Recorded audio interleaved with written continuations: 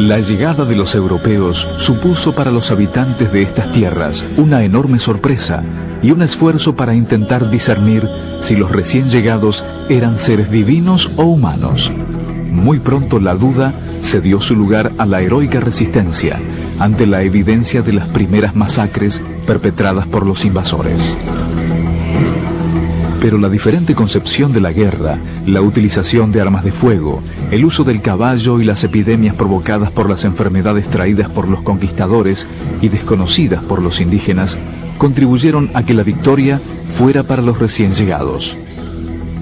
Culturas extraordinarias fueron aniquiladas por la codicia y el afán de lucro en nombre de la cultura occidental y cristiana. El indio, como llamaron los españoles a los habitantes de estas tierras, que bautizaron con el nombre de América, pasó a ser un instrumento de producción para las ambiciones de los conquistadores. En algunas regiones, como las zonas mineras de México y el Alto Perú, la explotación fue tan despiadada que determinó la casi extinción de la población local y los conquistadores debieron recurrir a la introducción de mano de obra esclava proveniente de África. Los africanos fueron inmigrantes involuntarios que realizaron valiosísimos aportes a la cultura americana. La mayor parte del actual territorio argentino había sido una zona marginal del Imperio Español. Estas tierras, a diferencia de las regiones de México o Perú, carecían de metales preciosos o productos de interés para la metrópoli y quedaron fuera de las rutas comerciales establecidas por el imperio para el comercio transatlántico. La actual Argentina pertenecía al Virreinato del Perú. Durante siglos, los intereses de los comerciantes de Lima determinaron la política española para estos territorios. Los intereses del comercio peruano y los del gobierno español se complementaban.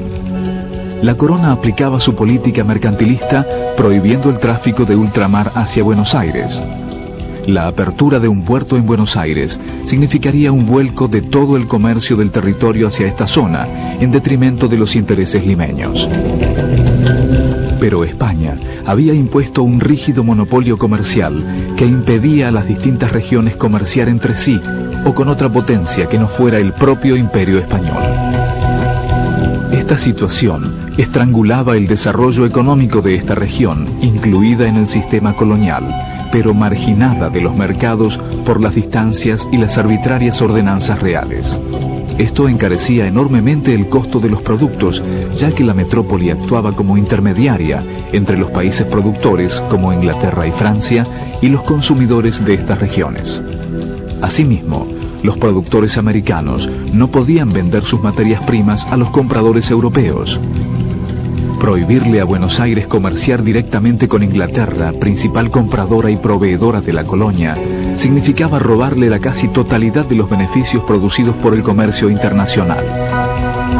Esta situación fue provocando el surgimiento de una rentable actividad económica ilegal que se irá transformando prácticamente en la base de la economía rioplatense: el contrabando. En 1680, los portugueses fundaron frente a Buenos Aires el puerto de Colonia del Sacramento, que se transformará en una base privilegiada del comercio ilegal. Impulsado por portugueses e ingleses, el contrabando será un grave problema para la corona española.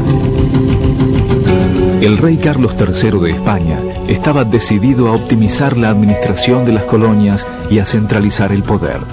En este contexto, se produjo en 1767 la expulsión de los jesuitas ante la preocupación por la autonomía que habían adquirido los territorios administrados por la Compañía de Jesús.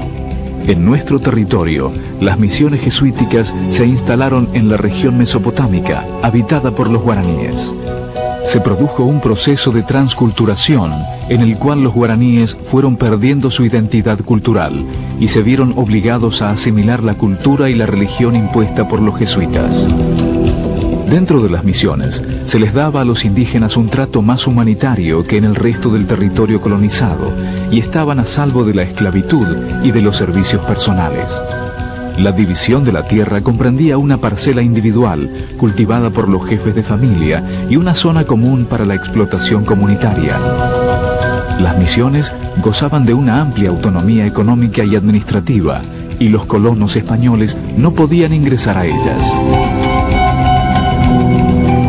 El auge del contrabando fue uno de los motivos que llevó al monarca Carlos III a tomar la decisión de crear en 1776 el Virreinato del Río de la Plata y designar a don Pedro de Ceballos como primer virrey de estas tierras.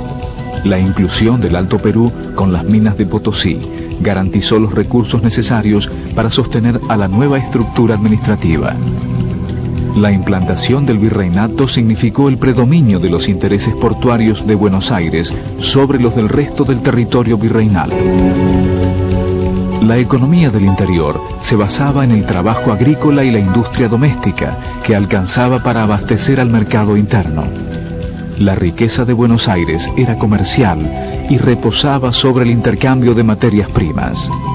En la pampa interminable, las vacas y caballos dejados por Pedro de Mendoza se habían multiplicado por miles y constituían por sí mismos la verdadera riqueza de estas tierras. La actividad económica casi exclusiva fue la ganadería, con su escasísima demanda de mano de obra e inversión. Bastaban un capataz y 10 peones para cuidar 10.000 cabezas de ganado vacuno. La capital se transformó en el centro del comercio ultramarino y creció enormemente el poder y la influencia de los comerciantes intermediarios porteños. En 1794 se autoriza el comercio con naves extranjeras y se crea el consulado para, entre otras cosas, controlar esta actividad. Es designado secretario del nuevo organismo un criollo educado en España, muy influido por las nuevas doctrinas económicas, Manuel Belgrano. También serán órgano de difusión de las nuevas ideas los periódicos que comienzan a circular en Buenos Aires. En 1801, Francisco Cabello funda el Telégrafo Mercantil y al año siguiente, Hipólito Vieites publica el Semanario de Agricultura, Industria y Comercio. Tenés la serie de los periódicos de ese momento que tienen una fuerte impregnación economicista, en tanto el eje de todo esto es el logro de la apertura de los ríos y de una un relativo ablandamiento del monopolio español, que va creciendo desde fines del siglo XVIII hasta, digamos, en 1810, ¿sí? Vos me preguntás por Vieites. Pues bien, ahí también tenés una serie de periódicos. Decíamos, el Telégrafo Mercantil es 1801-1802. El periódico de Vieites y el periódico de Belgrano. Es decir, y las tres figuras, Labardén, Vieites y Belgrano, te digo, impregnadas por economicismo, sobre todo por economicismo de origen italiano, Filangieri, ¿sí? En ese momento.